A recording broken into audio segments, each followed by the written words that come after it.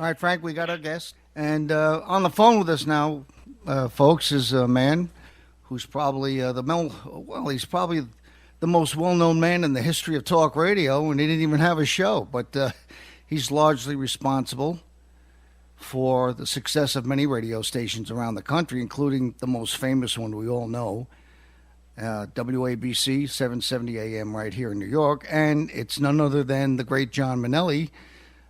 John, welcome to Hi, John. How are you guys? Good. Welcome to The Right Perspective with me, John from Staten Island, and Frank of Queens. We're glad to have a chance to speak with you after all these years.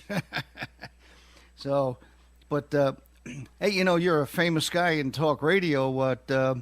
Did you actually start out at the WABC? When you started to build it up to what it's become today, is known as the greatest talk show station in the country, actually.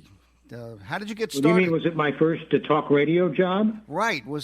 Did you start out there, or? No, I actually got into talk radio.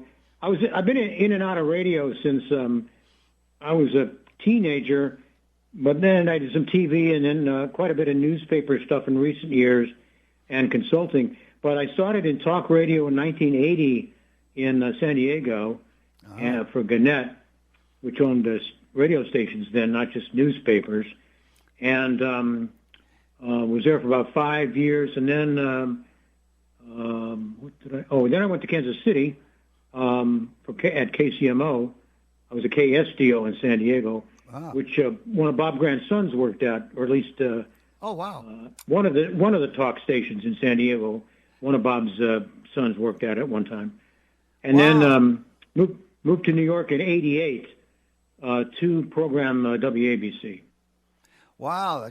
And actually, you've been with quite a few stations around the country, even when you left WABC. Is that true? You helped start some radio stations out west? Yeah, because I didn't want to... I lived in New York for 25 years, and I still keep a residence there. And I really loved it. I'm not so crazy about it now, but... I worked briefly for WOR as a programmer, but I did not get along with management there at all, even though I was warned I wouldn't. But I just said, well, I've been warned a lot of things. So I was warned Rush wouldn't work. I was warned Lynn Samuels wouldn't work. I was warned Jay Diamond wouldn't work. I'm just talking about the people you guys know. Right. A whole lot of other people over the years I've been told, it just wouldn't work out. Yeah, well, I think you have a lot of battles with Fred Winehouse. Yeah, well, that was my biggest problem. ABC had recently been sold to Capital Cities ABC, and this was I think in '87, about a year before I showed up in New York, and they started really quickly putting in their own management to all the stations, even though ABC kind of asked them to, and they said they wouldn't be so drastic about that, but they were. But they were a good company. But anyway, Fred Winehouse was dispatched by not Clear Channel, but Capital Cities to leave Washington, where he was for them at WMAL, and go run WABC. So Fred's actually the one who hired me after we started fighting before I was even hired. And which Fred's a combative kind of a guy. I liked him, very mercurial, I would say, it was really frustrating to me at times, but bottom line, I liked the guy, but it didn't work out. And finally, ABC, a couple of years later, sent him packing, and then brought in Don Balukas, who was running half of the radio group of stations and based in New York, to also run and be based at WABC. So from then on, it was, for me, heaven on earth. And that's when I think it's kind of when the glory days began, and continued for about 5 years until I left in 1995. Yeah, well, nobody knew there was any trouble going on because the station was really successful, and you had some of the biggest names in talk radio, and it was well. Well, the friction and problems, whatever they were, that was all internal. It didn't affect the air at all. Yeah. A lot of people in the station weren't aware of any friction. It wasn't constant. And like I said, I had very, very strong mixed feelings about Fred Winehouse. And so, I wasn't eager for there to be. But it kind of, a lot of it had to do with financial talk radio, which you guys, well, you wouldn't know because you pretty much have to follow the radio trades to see that. But there's no business or more corrupt in my view than financial talk radio. Oh yeah. You remember a guy named Sonny Block? Yeah, sure. Yeah, it was a couple of them. Yeah, well, Sonny ended up. Last time I saw Sonny, he was. Well, I didn't see him there, but he was in jail. Yeah, right. In Santo Domingo. Oh wow! Santo Domingo, having forfeited his toupee, among other things, a big giant toupee, and Sonny was at WABC, but I put pretty strict limits in terms on what you could claim in these commercials, and I know you know what I mean because everybody's saying you buy gold with us and you'll be a millionaire by next Tuesday. Yeah. And here's a financial advisor you want to see, and then you find out they and your money are gone in a week. That kind of stuff was happening. I won't mention the other. I'll mention Sonny because he was actually convicted and went to jail. Right. But yeah. Others were not, at least to my knowledge, charged with anything. But it wasn't just ABC. It was all kinds of talk stations. Almost every talk station that had a financial talk show, and most of them had at least one of them. There was always funny business because it's just a great place for scammers to work. Talk radio listeners are, God bless them, pretty trusting. And even though whenever I would go on the air on WABC to talk to the listeners, if I thought of it, and I frequently did, I cautioned them to investigate financial offers very carefully. And I didn't go as far as I might have wanted to go, which is just don't do them at all. The minute somebody wants to sell you some kind of a new pill on radio or some kind of a new financial instrument, run as fast as you can go. Yeah, It's so easy to find out too that they're fraudulent. Anyway, so a lot of the friction had to do with that. Sonny finally said, "Enough of you, Mainelli, and your rules," and he put his resignation note under my door one night. Next day, he was on the air at WOR. Well, yeah. A lot of people went from ABC to WOR and back and forth. Bob Grant, he was at ABC for years, then he went to WOR, and so. But one thing I wanted to ask you was, you had a lot of great hosts at the time you were there, including Lynn Samuels. But we never heard the reason why Lynn passed away. Did you hear anything? How she died? Because she wasn't really that old. No, she wasn't, and she was. I thought, as healthy as you can be, and she was on her feet all the time. Yeah. Walking all over New York. That's pretty much how she traveled. Yeah. A bus and a cab were last resort to her, and so and she's female, so females live longer and handle hearts better. So I didn't know that there was a problem, but I was told, and kind of early on, and I never knew anybody personally close to Lynn that I could talk to. I knew a lot of people that knew Lynn, but they weren't like close to her family. And I don't think she was that tight with her family. But in any event, I was led to believe it was like some heart attack. And it was a Saturday morning. She lived in Queens, and she was getting ready for her radio show. That's a little story in and of itself. Her getting fired, etc. And as she was found in her kitchen, just humped over. Luckily, she was found quick because, the station, she was just never late, never missed a job. Yeah. And so when she, didn't respond, they went over to her house real quick and then found her. It was very sad, very unexpected. Yeah, we used to have a lot of fun. Frank and I used to call her all the time, and she loved our calls, And were you there? You were probably there during the big dust-up between Lynn and Barry Farber when they tried to hook them up together. And well, that's what I was coming to. Yeah, we have that. We have that, by the way. We have that show on. I have it on a CD. That whole thing. And the next day, when Barry had to come back after they fired Lynn, because she just didn't want to get along with Barry. She didn't like doing a show with anyone. She liked doing it by herself. And Barry was very intellectual, and Lynn didn't like having to do with a guy like Barry who was so sharp. And Lynn liked doing her own shtick, so she was really going at it with Barry, and they fired her. So, well, they were only as you know, since you have the tape or the whatever digits. Yeah. Lynn never liked Barry Farber. Yeah, I know. Just didn't. And he was very polite and gentlemanly about it. But she didn't want to work with anybody ever. No. And so what happened was this. It was very simple. I was at WABC twice. About 2 hours in, just because of all the friction I'd been enduring, I said, I don't need this. I quit. I'm just going to nice knowing you. And that was it. I thought it was over with. And then I just stayed home for 4 or 5 months. And then just things started to happen.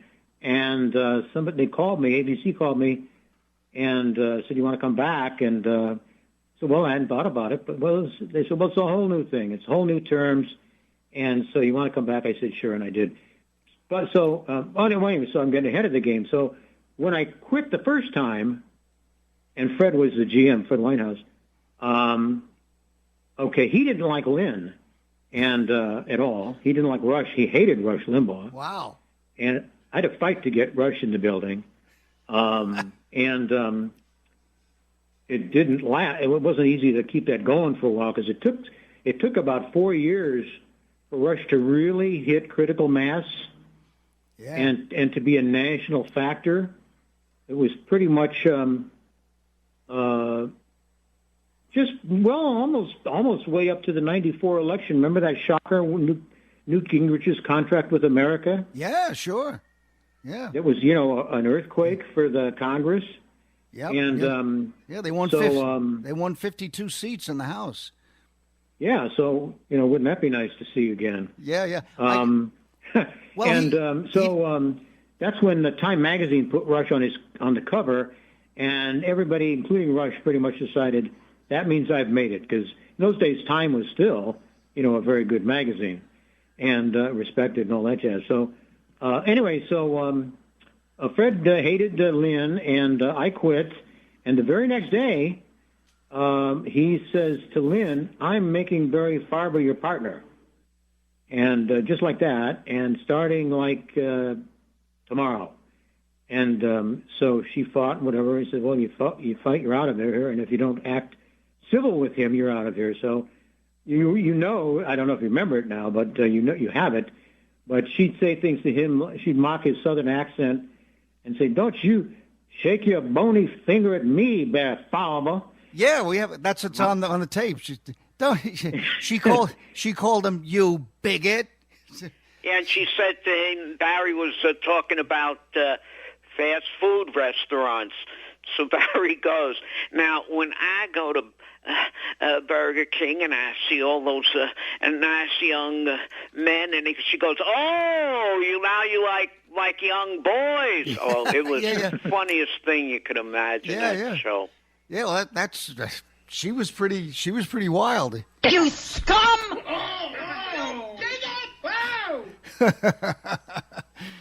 So, Fred let me ask you, fired John. her, I think that very day, and I know she didn't come back the second day with him. Yeah. And so that was it. And then when I did come back, they'd already hired Joy Behar when I was gone. Oh God. Yeah. Yeah. Yeah. Well, By the way, I fired her. Yeah. Well, she. And I get a lot of applause wherever I'm at when I mention that. Yeah. Well, John, when she, Frank wanted to ask you a question as soon as I asked this question. Joy Behar, I used to call her all the time and battle with her, and I think she got fired because she just came to work unprepared. Yeah, I mean the call. Well, that's exactly it. Yep. My thing that I like to say to people, we would say like, well, why don't you like her? She's funny and stuff. And I did like her, and she was funny at times. We really had a noisy split in the media. She called me the Grand Wizard of WKKK. Oh, God. The way she is, you can just totally imagine her saying that. Yeah. And this is her first broadcast gig of any kind. So anyway, going with that. Yes. So I would say, because it was so very true, that in my thinking, Joy's idea of show prep was glancing at the cover of the New York Post on her way into a bodega for cigarettes. In other words, just, really, and worse, she had a boyfriend who's now her husband, who, I couldn't get him to not come to the studio. He sat with her all through her shows, and she and he was quiet enough, I guess. Little did I know what he was pumping into her feeble brain, and I think you know what I mean. Yeah, imagine going home to hurt her. He was extremely leftist, and he just, every nutty notion she ever had came right out of him. Well, now, Fred didn't like Lynn, and he didn't like Rush. What did he like? I mean, what was he conservative? Was he liberal? What the heck was it with him? We didn't like conservative or liberal, but maybe he just didn't like their personalities. I don't think that Fred was crazy about conservatives, generally. But I warned him early on, Fred, I'm going to take the station in that direction, not exclusively and not all political by any means. But we have to. We can't just be, which the station had been doing with radio shows they were importing from KABC in L.A., another place I worked. It just wasn't working. It was just all this liberal crap from California, and remote. And to begin with, you couldn't talk to New Yorkers, et cetera, and so forth. And it wasn't that great of programming. You did well in L.A., but nowhere else. Yeah, Frank, you wanted to ask John a question? Well, no, let him finish. I want to hear what he says. Because you asked me who did he like? Well, he liked Curtis and Lisa. Oh, God. And so did I, until they started to have marital friction, and it just wrecked the show, because she pretty much ran the show. I don't know if people know that or picked that. Can you hear me? Yeah, go ahead. Okay, a light went on. I just want to make sure my phone didn't take a detour. They were pretty good, and I thought, and they were getting good numbers. But she, in my view, controlled that show and kept him in line, because Curtis could really be. You guys are too young to remember a guy that used to be in movie serials called. The guy wore I think a fedora. Oh no, you're talking. You're talking about the Bowery Boys. Brooklyn accent. The Bowery Boys, like Curtis, Curtis does. Yeah, the Bowery Boys. There you go. Yeah, and he was. I should know his name because his dad worked on the show movie, and his brother, whatever. Yeah. Leo Gorsi, that was his name, and so the show just started to evaporate because they were on the verge of getting a divorce, and they did. So I had to fire him, and I didn't like doing that at all. I felt kind of defeated that it came to that. Well, but, John, Frank and I used to call Curtis all the time, and we used to battle with him all the time. And because Frank and I had 135 tape-to-tape cassettes of phone calls that we made for 40 years to talk radio. And it's like a history of talk radio. We have them on 2 DVDs now of all the hosts that we used to call. And we put together all our little battles with Curtis. That we call them the Curtis Sliwa Wars. and it's hysterical when we used to battle him, and it's a riot if you ever listen to it. But I know what you're talking about with Curtis with his mispronunciations. Half of our Fruit Loop troopers here had to keep disentangling I and Lynn from killing one another. Lynn and I, a host of Rabbi Potasnik from 3 to 6. Yeah, Jim Roberts of the New York Times. And Sam Roberts. All right. Excuse me. Yeah. Yeah, so he used to pronounce everything or mispronounce everything. But Yeah, I thought he went a little overboard with that kind of Norm Crosby thing. yeah.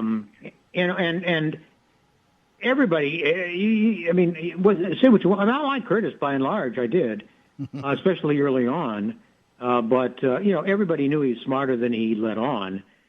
So that was a little bit phony, I thought. Playing dumb like he always did. He didn't play dumb as far as not knowing things, but he played dumb just as far as, just being kind of silly. With the kind of an act that really was decades old, I thought, or getting decades old. But anyway, so Fred liked them, especially Lisa, as did I, especially Lisa. And he liked Bob Grant because Bob was the only show working on the station when both Fred and I got there. And so Fred's not going to quarrel with success. And Bob just dealt with me and pretty much no one else. And so, but I'll never remember the day I first met Bob. Well, I didn't even meet him yet. He was his first day at the station, my first day at the station, and we had a little ramp coming out of the control room down to the office area, and I'm in that hallway there, and Bob's coming out of the studio, walking down the ramp, and looks at me, sees who I'm with, which is other execs, realizes who I am, and just gave me one of these, oh, not another one look. Not another one. Well, actually, Bob got very mad at Curtis one time because Bob did an interview, I think, with, John Gotti's son or something, and Curtis didn't think that he was tough enough with him, and he was criticizing Bob the next day on the air for letting him get away with so many things. And I think Bob said, if he does that again, I'm walking out of here. So I think they had a little blow-up between the two of them for a while there. So was that after Curtis was shot? I'm not. No, I can't. I'm not sure, John. No. Okay, so I don't. I was there when he was shot, and certainly before then. I don't remember. I can't believe I wasn't aware of or made aware of that fight they have, especially since people were threatening this and that. Wow. Well, radio. Did a lot of local radio at that time. It was local broadcasting. But as Frank has said many times, when Rush came in, everything became syndicated. And talk radio really kind of changed, and really not for the better. So, everything was rushed along. A lot of it was advertisement and just concentrating on making money, and the callers really became secondary. And I think Fred Winehouse, I don't think he liked regular callers. Frank and I, as you know, we were pretty regular callers. But I always felt that regular callers were an asset, and that a lot of other callers, liked to hear some of the regular callers if they were good callers. But I don't think Fred appreciated regular callers. So who put those rules in place, once a week caller or once a month or something? Was that the individual host, or was that the program directors like Fred Winehouse or yourself? Well, no, first of all, Fred had nothing to do with WABC programming at all. Okay. Except for the Yankees. That was made very clear by the company to him and me to him. And basically Fred said, I don't care. I don't want to deal with that shit. Uh-huh. So kind of how Fred was. Kind of earthy guy. Yeah. But don't touch my fucking Yankees. Oh, boy. So I said, I don't care. I don't care about the Yankees. Plus, the Yankees were not winning then, and they were losing the station a lot of money because the previous management paid way too much to renew them. And so it was just good money after bad. No, Fred never got or even tried to get involved. He would never I don't think he listened that much. I don't think he liked talk radio. I don't know that he didn't. I know he liked some of the stuff we did, but no, he never. No, I would never make a rule like that. Any rule. I hated those kind of rules, like only 3 minutes per caller, or it could only be on once a week. Yeah. All of that. Let's just let the breezes and the serendipity, guide us. Yeah. And we everybody, our people were pro enough to know when things weren't working. Well, Bob, I think Bob was on. I don't know if it was with Dave, yours, the WABC. I think the Yankees were carried on that station or something. And I think one time they always used to interfere with Bob's show. One time Bob came on for only like 5 minutes or something, and they had to go into the Yankee game, and Bob was really upset, very angry about it. So that's when Bob was on. They would have the Yankees. He was on at early evening, and then what happened is his big break is when Howard Stern left AM radio and went to Sirius, and he went to the afternoon. When he was on, one night the Yankees, the show went about a minute to 12, and Bob gets on and says, for the open exchange and ideas of opinion, and then he went right to the closing. Your influence counts. Use it. So it was like he was there, and he had to sit there till the end of the Yankee game. John, I met you at a stamp show and at the Hotel Americana at the time. So you probably don't remember, but that's where I met you. But I think ABC went downhill when Disney bought them. Because they... yeah. Go ahead. When Disney bought them, and now Casamatides bought it, and he's trying to revive it. When you look at some of the hosts, for example, he has Anthony Weiner, and there's a clip of Bob saying, you mean Anthony Weiner, the pervert? So this pervert who always talks about President Trump as he's a convicted felon. Well, Weiner's a convicted felon and a degenerate, and that's who you hire. And then he has Curtis, who's going to go to court for an assault case on an American, a Hispanic American, who he heard speaking Spanish, and the guy is so stupid. He thought he was an illegal alien, and one of his guardian angels grabbed the guy, threw him to the floor in a headlock, and then Curtis is on TV saying, I thought he was an illegal alien. So he's being sued. But now that station, they're trying to revive it. They to me, Casamatides just can't do it. When you were there, that's when it hit its epigee. Then it was really enjoyable. But now I lost a couple words right there. What did you just say? No, I said when you were there, the station was at its epigee. And now on the Casamatides, he's trying to revive it, but the type of the hosts he has are not really. There's nobody really that stands out in it. And I remember Curtis was constantly on ABC, constantly. And I said to Bob Grant, Bob, at the Rio Dino where I used to go, I was over there, and I said, Bob, how does this guy, he's constantly on? And Bob goes, he works real cheap, pal, real cheap. And you hear this guy constantly. The guy is a degenerate liar, a media shyster.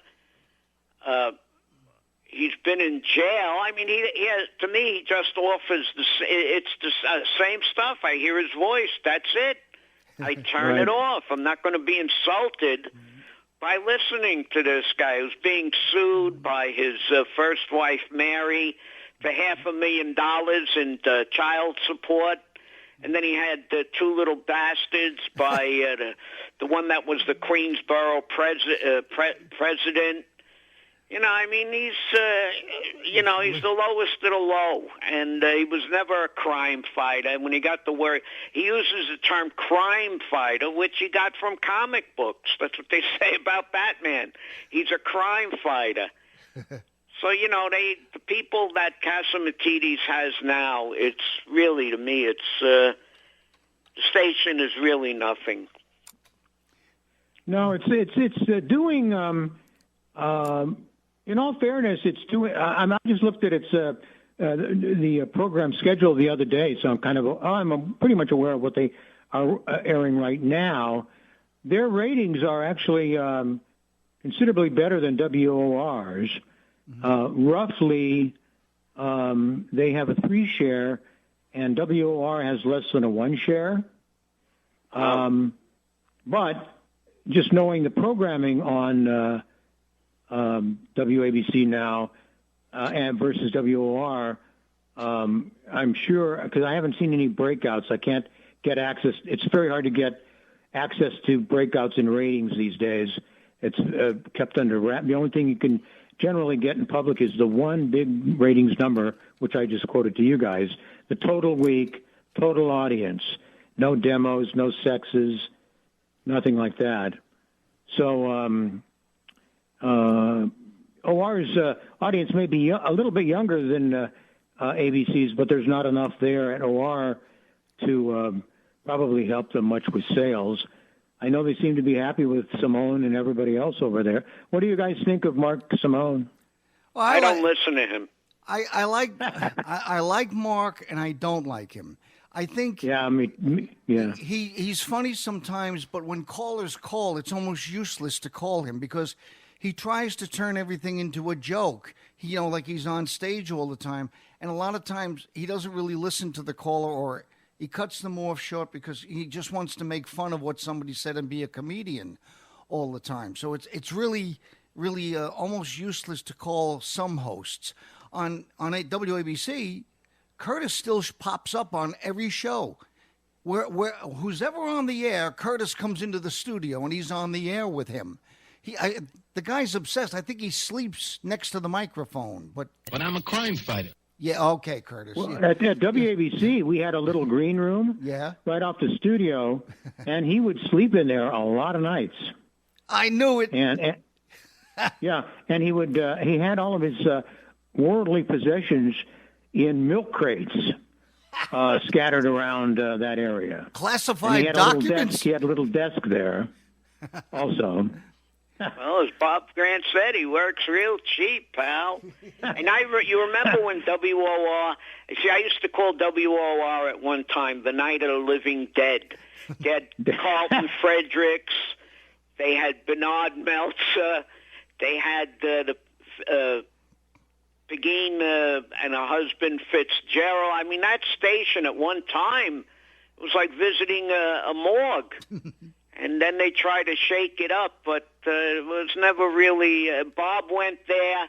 He started out, I think he started out when he left ABC and went there with 4 hours. Then he was 3 hours. Then he was 2 hours, and it never caught on WOR. I don't know the kind of management they had over there. I remember he was maybe weren't in New York. He used to be on when he left. MCA, he was on WOR, and he was on from 11 at night till 2 in the morning. And he never caught, he hated those hours, and he never caught on over there. Well, in fairness to Bob, of course, although we all don't need to defend Bob, we just need to maybe explain a few things. The environment over there, I think he came on after that longtime financial guy they had. Can't think of his name. Also, very old guy, been there a million years. And so he didn't have good programming around him. They weren't really because my God, they had that old lady in the morning, still in mid morning. You know who I mean? Yeah. Can't think of her name. They called Joan Hamburg. Joan Hamburg, right? And so there, and then it was just a mishmash owned by this guy named Buckley, and he promised me all the freedom I wanted when I went over there. That was my first radio thing after WABC, and there was a gap between ABC and that. But he pretty much promised me I could do whatever I wanted, and immediately had a problem with any change I wanted to make. Wow. And everybody said, "We told you." And I said, "Yeah, you told me. I just thought maybe I could, swim upstream on this one." Well, I only met one person, and this is true. I only met one person that ever told me they listened to Joan Hamburg. Well, her thing mainly was, and by the way, this is a compliment to WOR at the time, and probably still now. They didn't rely on ratings to make their money, and good, because they never hardly had any. But they were great at selling all of these remotes, broadcasts, and tie-ins with cruises, and just all these kinds of things. And Joan, especially since she was into food critiquing, had all these chefs come on, and we knew they were all getting paid to come on. I should say, correct me on this, they were getting paid, or no, paying to get on. We knew that. Now, I didn't know that then, but it was after I left, it was clear what was going on. It was just not being programmed for entertainment, let's put it that way. Well, it's really weird because Frank was talking about WABC now compared to what it was in the heyday when you were there. Now they have like a contradictory show. On the weekend, they have this show. Well, Curtis does a show. And then, of course. Yeah, right. No, Alan Wiener has a show, and he calls it In the Middle. Yeah, Anthony Weiner. Alan Wiener. What am I? Yeah, Anthony. Getting my A's mixed up. Yeah, like Donald Trump said, the pervert. You're right. Well, he does his show, and it's called In the Middle. Like, he's the Mr. Fair. And then they have a second show on in the second hour where it's called Left versus Right with Curtis and Anthony Weiner. So it contradicts Anthony Weiner's first show where he says he's in the middle, and then he does a show Left versus Right, and Weiner is the lefty and Curtis is the person on the right, supposedly. So it's a contradictory thing there. And then you remember, John, they had that listener party in that hall out in New Jersey in like 1991. All the hosts went out there and all the listeners came to visit them. I went to that, and I met Lynn Samuels. I did too. Yeah, I met a few people there, and that was. But they don't have any kind of thing like that anymore. Jay Diamond had a listener party in a bar or something on the west side, like 10th Avenue and 30th Street or something. I went to that, and I met Bo Snerdley, James Golden, and Joel Santisteban. They both showed up there. But they don't have things like that. But we have a listener, our buddy George, who wants to know, do you know anything about, he says, ask John what was going on with the temperamental Jay Diamond. Yeah, well, that's a touchy one. Do you guys do Facebook, either of you? No, I'm on. I got kicked off Twitter, so I'm on Getter now, and I'm on Truth Social. But I never went on. I never went on Facebook. Okay. Well, Jay's on Facebook. I'm on Facebook, so I know what he's up to with his stuff, and I know he looks at my stuff because every once in a great while he'll post something. Jay is. Well, in your view, what do you see Jay as, a conservative or as a liberal? Well, he used to be a staunch conservative. I mean, we have all our phone calls to him for years. Right. Frank and I were friends with him for a while. We met him and we went to a lunch with him and everything. And then he got wacky when he got fired from WABC because supposedly they wanted him to come to a meeting or something. And he had a doctor's appointment that he had to go to, and he didn't want to go to the meeting. So this is what I heard, that he got fired or something, whatever. And he got mad at the rest of the hosts who didn't come to his defense. So WABC was very conservative at the time. So all of a sudden he turned into a big-time liberal. So well, he went on a strike when he was on at night. Right.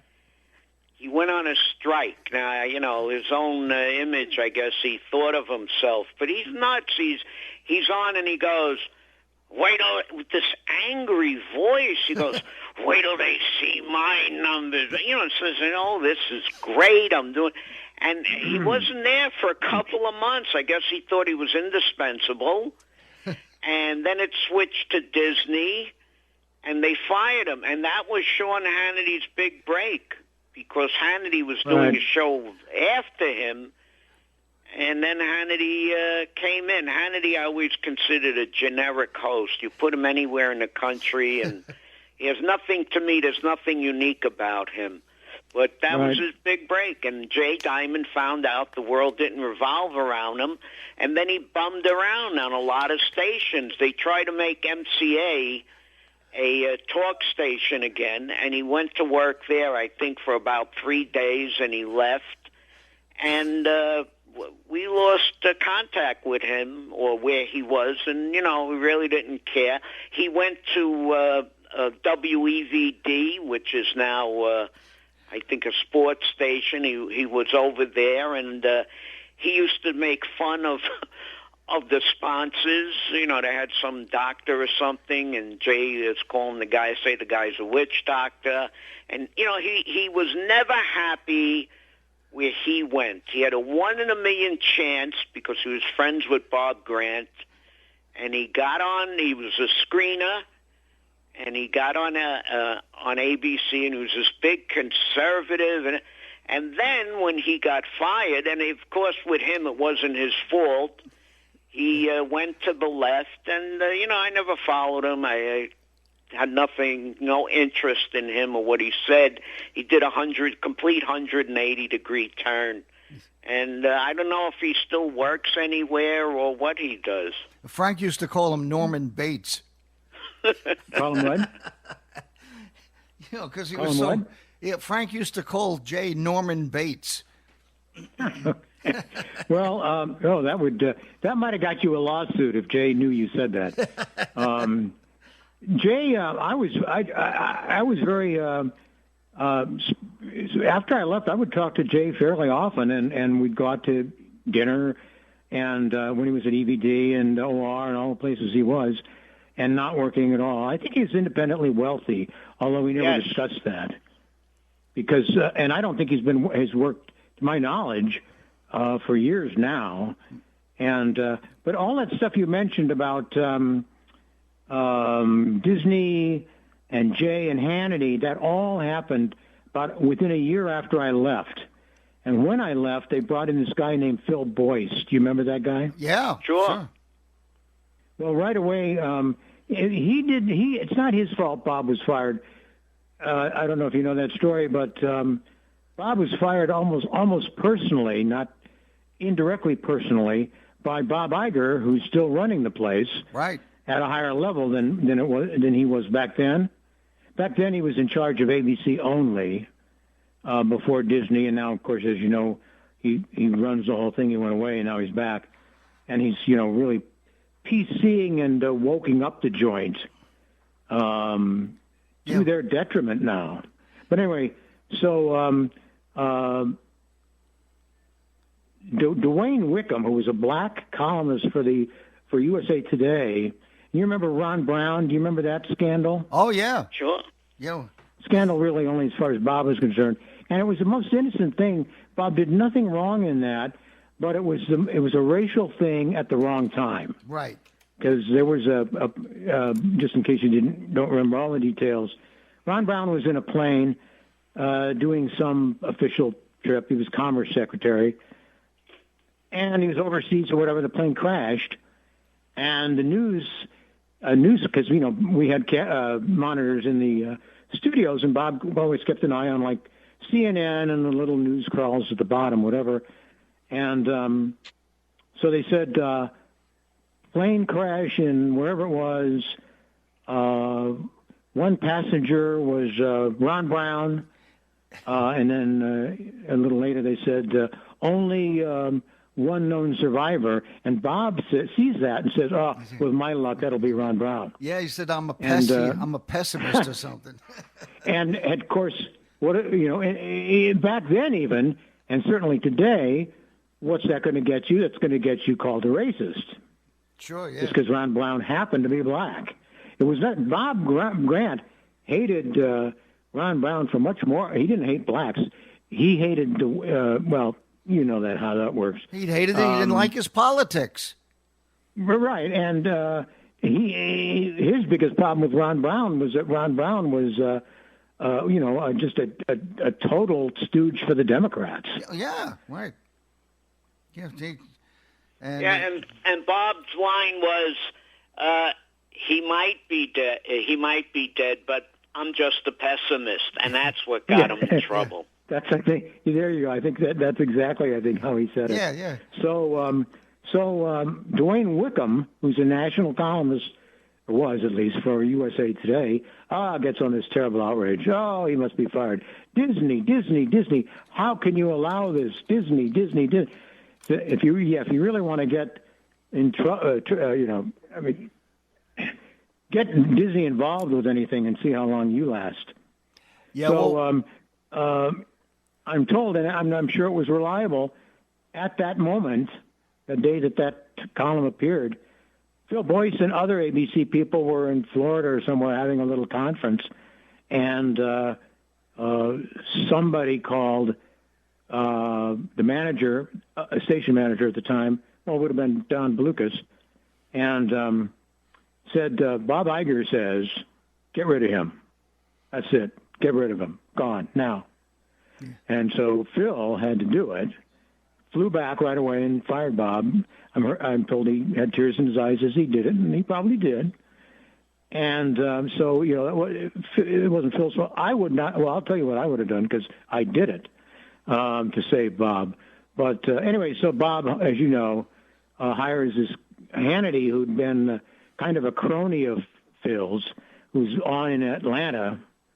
And, boy, talk about a guy blessed by the stars.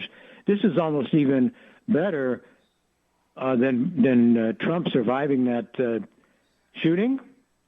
Because this is the other way around. This is like, how much better could things get for this guy Hannity? To begin with, Boyce puts him on after Limbaugh.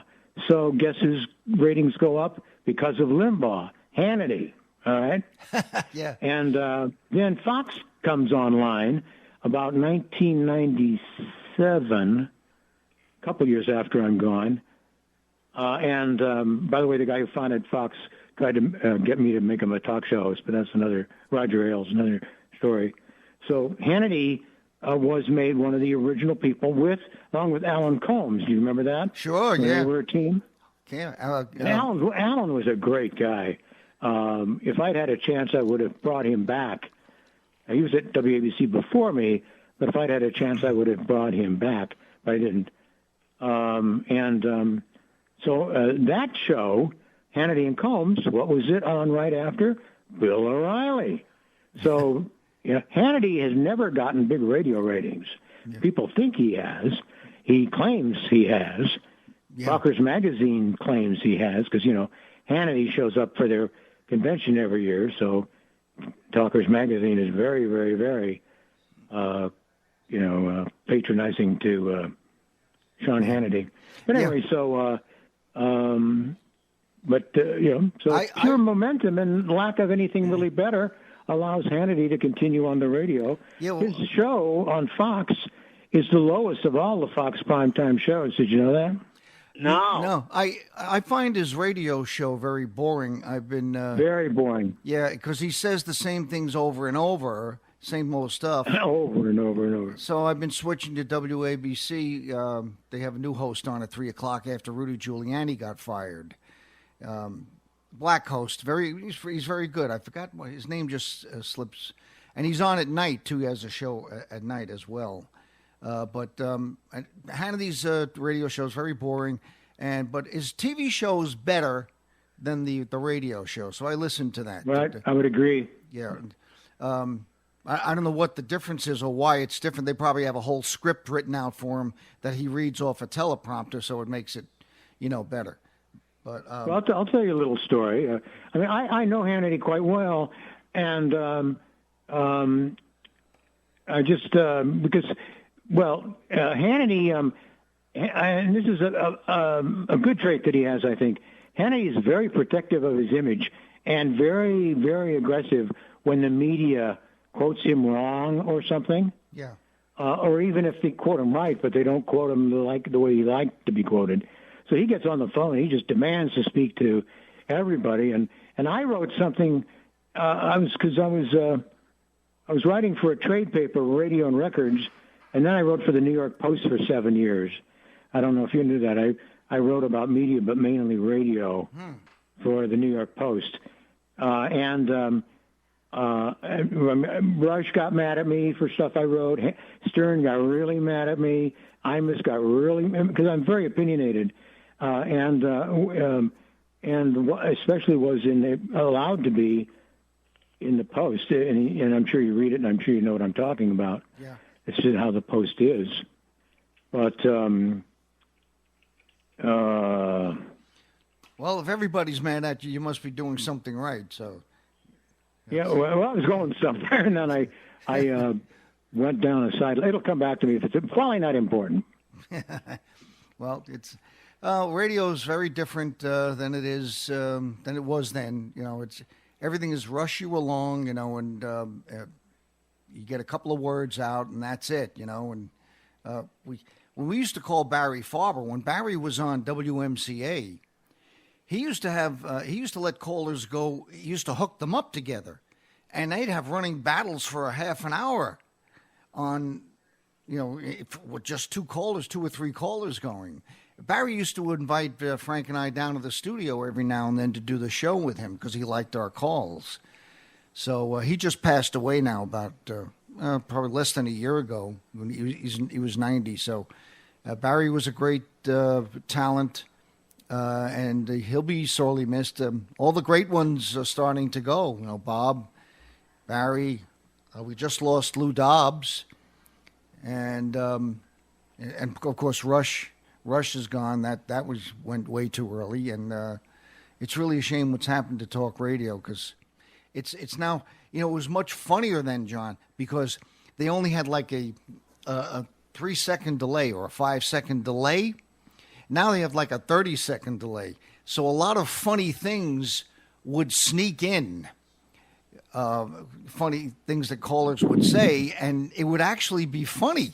And people like that. So a lot of the people who run the stations, they don't understand that, when people say funny things that could go out on the air, people enjoy that. But they hide everything now. It's so, it's so wacky. I mean, let me just give you a quick example, okay?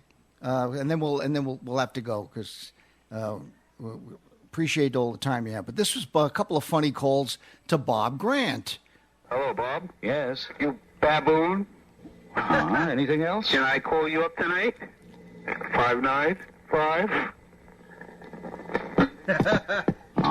That's me laughing in the background because I used to record his shows off of TV with a tape recorder, and you got my laugh while it was happening.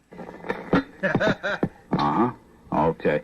Try to remember that voice, will you, Maurice? Try to really remember it. As I know it's a nondescript voice just like the mind, but you're on WOR. Hello?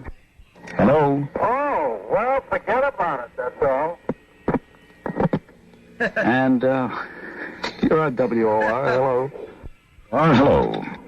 Yes. Hello, Bob? Yes, sir? Okay, you're on WOR. Hello? Hello? Don't get excited in the control room. I mean, what? Why are they jumpy in there tonight? Just because there's a full moon? What? That doesn't affect this audience. But you used to get a lot of calls like that, funny stuff. But today they would cut all that off. And it's not, talk radio isn't as fun as it used to be. It was enjoyable then. I don't know if you... Well, I'll leave you with one story about how I saved Bob Grant's ass. Yeah. I shouldn't have said it that way. That's disrespectful to Bob. I didn't mean it by him. is okay. This would have been about year 4.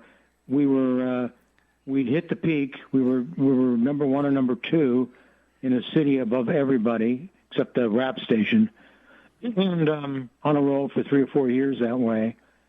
And this racial stuff was really getting out of hand, even way back then. You remember Al Sharpton? I mean, he picketed Jesse Jackson picketed our station. Al Sharpton said we should be fired. Some nut from Jersey would send Bob Grant tapes out of context to Senator Frank Lautenberg, who in turn would send them to the media. This was when they were all trying to get Bob Grant and talk radio in general off the air because it was appearing to be a big factor in the 1994 election, which we talked about a moment ago. And it was very, because Bob, you remember, Bob pretty much, a lot of people will not argue with the statement that Bob was probably the most single factor in getting Cuomo the hell out of there. Yeah, right. And also Florio. Yeah, Fashim. The Fashim. And Whitman in, and Pataki in. And anyway, during all that, when there's really tense friction stuff, they were sending these tapes I told you that two nuts from Jersey kept sending in to the media and also separately to Lautenberg, that they started to get in the press these quotes. And you know what Bob says and has said, and how if you don't, report it the way, or say that he was laughing when he said it, or winked, or what, that doesn't make it. It's just a cold, hard transcript. Yeah. And it didn't look so good when you would see it that way. Nobody would over time if they were just talking. So anyway, corporate, which is Mike Millardy at the time, who ran all of broadcast, TV and radio, for the company, all the stations, not the networks, but the TV stations and the radio stations, summoned me and the manager, which was the second manager at this time, to uptown when ABC had an office there. And I just knew what was intended to happen. And I told the manager on our way uptown that I hate to say this, Don, but if he tells me to fire Grant, and I'm sure he's going to, I'm out of here. Mm-hmm. And he says, the manager says, well, calm down and let's just see what happens. So I went there, and indeed he was clearly ready to tell me to fire Bob. And Millardy was obviously also Italian.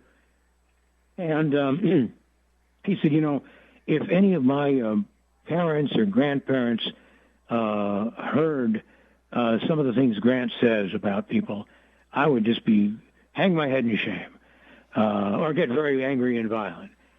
Well, not to make myself sound like this great solver of problems or defender of people, but all I did was lay out for Millardy what Bob says, why he says it, what he means when he says it, and how he corrects it when he goes a little too far, pretty much on his own.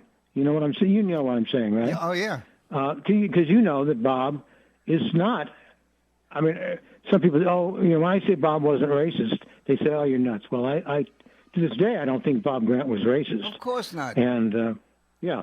And, in fact, I've met very few true racists in my entire life. So, of course, I don't know where you have to live to find them. But anyway, so I just laid it out very calmly, and I told him a couple of things that I'll calm Bob on, because Bob would call gay people Tweety birds. No, double-gated swisheroos. That too. So I said, I'll get him off that. I'll use another term. And a couple other things, little things, little bones that I threw in there. And don't worry, Mike, we'll because Bob knows what's going on. So that was all explained. Anyway, so they said, all right, well, let's just go about our business. Fine, whatever. Just keep an eye on this shit, Mainelli. So, I did. Yeah. Well, hey, listen, John, that guy, Frank, do you know the guy that John's talking about from New Jersey that was harassing Bob? Oh, yeah, George Wilson. George Wilson. Yes. Yeah. That's the guy we had a run in with also, John, because we first started out. We started out in WVNJ in New Jersey, and this nut job, George Wilson, who went around with one of those caps on that like Boris Karloff used to wear in The Mummy. Yeah, that's an Egyptian cat. Yeah, he used to wear one of them. We met him out at the Rio Diner because he was because he knew we were going to be there with Bob, and he was protesting us going on the air at WVNJ, and he was giving us a hard time. We got this guy good, John. I had audio tapes that I recorded on my cassettes of this guy calling up as a woman and, going after the host because he was calling everybody a racist then, and he was hysterical, screaming as a woman. And this is a guy, George Wilson. So when he was going after us, we played for him the audio of him, trying to sound like a woman, to disguise his voice and acting like a woman, and it embarrassed the hell out of him, and he begged us to stop playing these on the air and making a fool out of him. So we got him good. We got him back. We embarrassed the hell out of him. Yeah, he was nuts. All right, John. Thanks very much for coming on. We hope we'll have you back on again. Well, yeah, sure. Always happy to reminisce about some great old days. Yeah. Are you farther and farther away? Are you still doing it, or are you retired now? No, I'm retired now. Oh, okay. I haven't really done. I did. That's great. You got plenty of time. After a while, I went to 3FM and then NEWFM for a while, and then kind of trickled down into retirement. Yeah. All right. Well, now, what I said before was that maybe you didn't get it. I had met you at a stamp show at the Hotel Americana in New York back in the 90s. Coin show. Wait, no, it might have been stamps because I was also into stamps for a while. Yeah. That's it. That was a great hotel. That was. All right. Thank you very much. All right, John, we appreciate it. All right, guys. Well, good luck with your podcast there. Yeah, well, actually, it's not a podcast. We take phone calls and everything from people, so... Yeah, we've been doing it for 26 years. Also a podcast. Yeah, we started this show in February 17th from 1998. Yeah. Oh, my God. Yeah. Yeah, we went to shortwave for a while, and then shortwave and the Internet, and then we stayed on the Internet. So, wow, that's a long time. Yeah, well, guys, good luck to y'all. All right. Thank you, John. All right, take care. All right, see you. All right, we appreciate it. Thanks a lot. There he goes, John Mainelli, great John Mainelli. I forgot to tell him what Bob said. I remember you saying one time we were talking, and Bob, every time there was a new program director, Bob would go, I thought this guy, the other guy was good, but this guy, well, he's great. Remember that? Yeah. Yeah.